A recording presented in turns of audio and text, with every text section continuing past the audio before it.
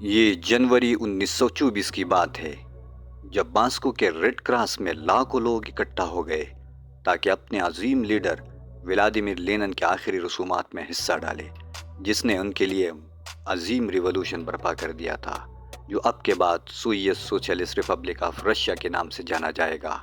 جن لوگوں نے لینن کا تابوت اٹھایا تھا ان میں ایک ایسا آدمی بھی شامل تھا جو ایک غریب آدمی کے گھر پیدا ہوا، جس نے بچپن غریبی اور مایوسی کے سوا کچھ نہیں دیکھا۔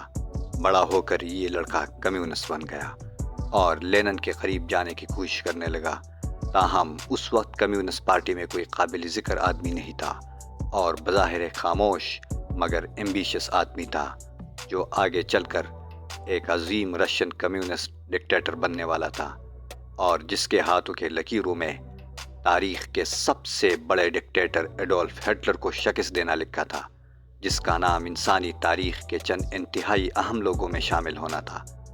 اس شخص کو تاریخ جوزف اسٹالن کے نام سے جانتی ہے، جس کو رشین سٹیل مین یا ریڈ ٹیرر بھی کہا جاتا ہے۔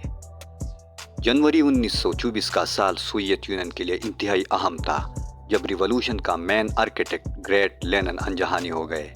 کمیونسٹ پارٹی میں پاور گین کے لیے ایک مقابلہ شروع ہو گیا تاکہ کمیونسٹ یونین کا سربراہ بن جائے۔ بیسیکلی دو ہی آدمی تھے جو آمنے سامنے آ گئے، ایک ٹروٹسکائی جو لینن کا وفادار اور بااعتماد ساتھی اور رشین ریولوشن کا اہم کردار تھا۔ ٹروٹسکائی ایک کمیونسٹ فلاسفر، ریولوشنری اور گریٹ اوریٹر تھے، جبکہ ان کے مقابلے میں جوزف اسٹالن جو نہ تو کوئی فلاسفر تھے اور نہ اسپیچ کر سکتے تھے، اور جن کے بارے میں انجہانی لینن نے کہا تھا کہ ان کو عہدے سے ہٹایا جائے۔ اسٹالن کا ریئل نام جوزف جوگوشویلی تھا، جو ایک غریب گھرانے میں جارجیا کے علاقے میں پیدا ہوئے جو کاکاشین پہاڑی لوگ تھے۔ 1900 میں جوزف جوگوشویلی نے اس وقت بلشوک انڈر گراؤنڈ گروپ کو جوائن کیا اور اسٹالن نام سے مشہور ہوئے، جس کا مطلب تھا دی مین آف اسٹیل۔ اسٹالن ڈاکہ ڈالنے والوں میں شامل ہوتے تھے جو پارٹی کے لیے پیسے جمع کرنے کا کام کرتے تھے، جس کی وجہ سے ایک عرصہ جیل اور سائبیرین ایگزائل میں بھی گزارا۔ البتہ ٹروٹسکائی کے مقابلے میں اسٹالن نے ریولوشن اور سیول وار میں بہت کم کردار ادا کیا، لیکن 1920 میں اسٹالن کمیونسٹ پارٹی کے جنرل سیکرٹری بن گئے۔ اس پوزیشن کو اسٹالن نے اپنا ایک گروپ بنانے کے لیے استعمال کیا جو اسٹالن کے وفادار بن گئے۔ ان کو اسٹالن نے ہائی پوزیشن پر رکھ دیا۔ لینن نے ایک مرتبہ اسٹالن کے بارے میں کہا تھا کہ کامریڈ اسٹالن بہت پاورفل ہوا ہے اور اس کو یہ بالکل نہیں پتا کہ اس پاور کو کیسے استعمال کیا جائے۔ اسٹالن نے لینن کے بعد ٹروٹسکائی کو بالکل آئسولیٹ کیا۔ ٹروٹسکائی نے جب یہ سب کچھ دیکھا تو پارٹی کے عہدے سے سبکدوش ہو کر 1929 کو ملک سے باہر چلے گئے، جس کو 1940 میں ایک اسٹالنسٹ نے میکسیکو میں قتل کیا۔ ٹروٹسکائی کو راستے سے ہٹا کر اسٹالن پورے سوویت ڈکٹیٹر بن گیا۔ اسٹالن کا نظریہ تھا کہ ماضی میں روس نے ہمیشہ شکست کھایا ہے کہ روس کی اکانومی ہمیشہ کمزور رہی، اس لیے اسٹالن نے سوویت یونین کو ایک ماڈرن انڈسٹریل پاور بنانے کا تہیہ کیا۔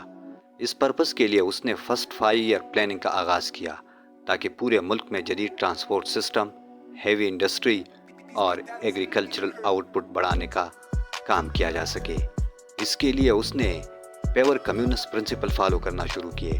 تمام کاروبار اور املاک کو سرکار نے اپنے قبضے میں لے لیا، پرائیویٹ اونرشپ کو ختم کیا گیا۔ Economic policies government official Stalin کے حکم سے بناتے تھے۔ اس مقصد کے لیے جو بھی ان کے راستے میں آتا وہ ان کو ختم کرتا۔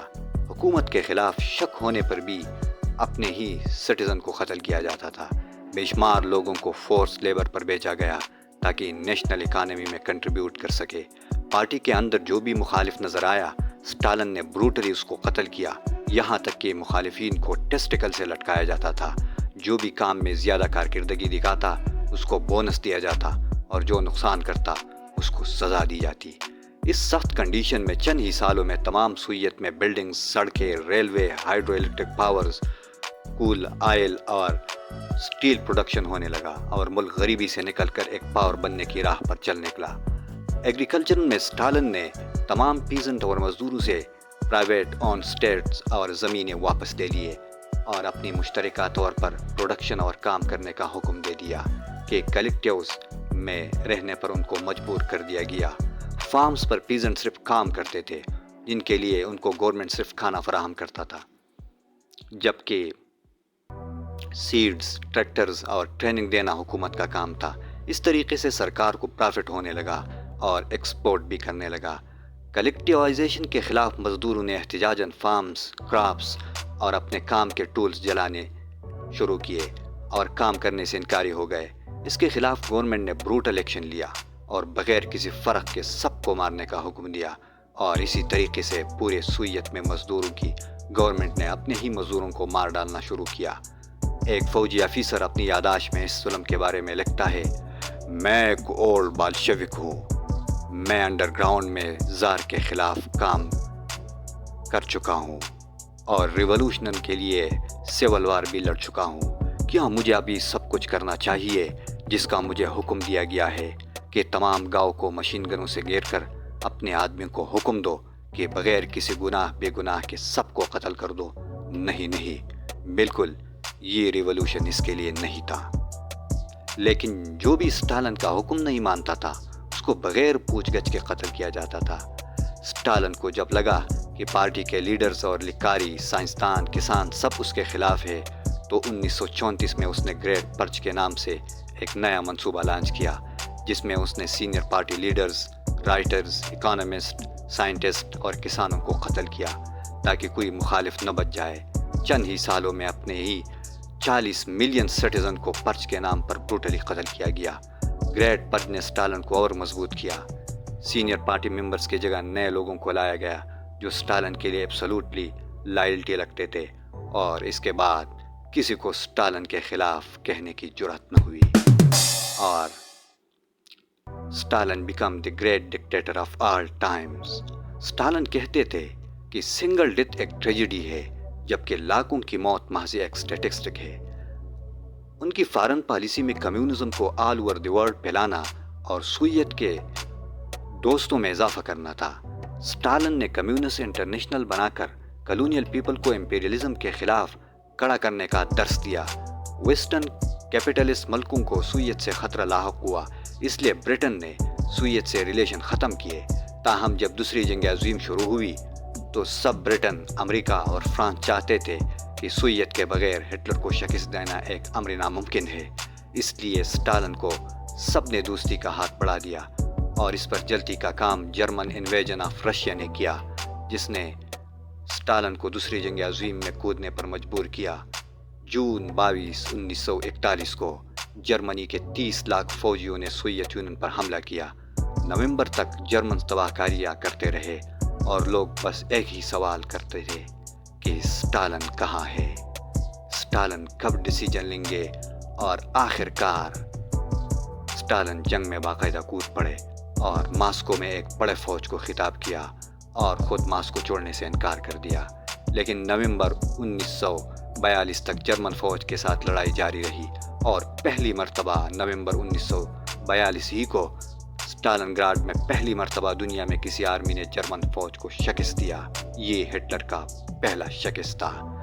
جرمن مارشل وون پولس کو گرفتار کیا گیا، اور یہ پہلی مرتبہ تھا کہ کسی جرمن مارشل کو زندہ گرفتار کیا گیا تھا، اور یہ سیکنڈ ورلڈ وار کا ٹرننگ پوائنٹ ثابت ہوا، اور اسٹالن اس جنگ کے ہیرو ٹھہرے۔ ڈسپائٹ تمام کرائمز، دنیا کی نظر میں اسٹالن پہلے آدمی تھے جس نے ہٹلر کو شکست دیا تھا۔ یالٹا کانفرنس میں پہلی مرتبہ سر چرچل اور امریکن صدر نے ان سے ملاقات کیا، جس میں چرچل نے کہا کہ "There is nothing more precious than the life of Stalin"۔ 1945 میں سوویت فوج جرمن کیپٹل برلن تک پہنچ گئی۔ اسٹالن نے حکم دیا کہ برلن کو بری طرح ڈسٹرائے کیا جائے تاکہ اسٹالن گراڈ کا بدلہ لیا جا سکے۔ ایک ہسٹورین لکھتا ہے کہ اسٹالن کی شخصیت کا انٹرسٹنگ کریکٹر یہی ہے کہ وہ ظالم ہے جس کا اس کو کوئی ملال ہی نہیں، لیکن آفٹر آل اسٹالن ایک انسان ہی تو تھے جو کہ آخر کار 5 مارچ 1953 کو انتقال کر گئے اور اپنے پیچھے ایک ورلڈ پاور کو چھوڑ گئے جو آئندہ دنیا کی سیاست میں اہم کردار ادا کرے گا۔ یہ تھی ماریا ٹی وی کی آج کی پیشکش۔ سننے اور دیکھنے کے لیے بہت بہت شکریہ۔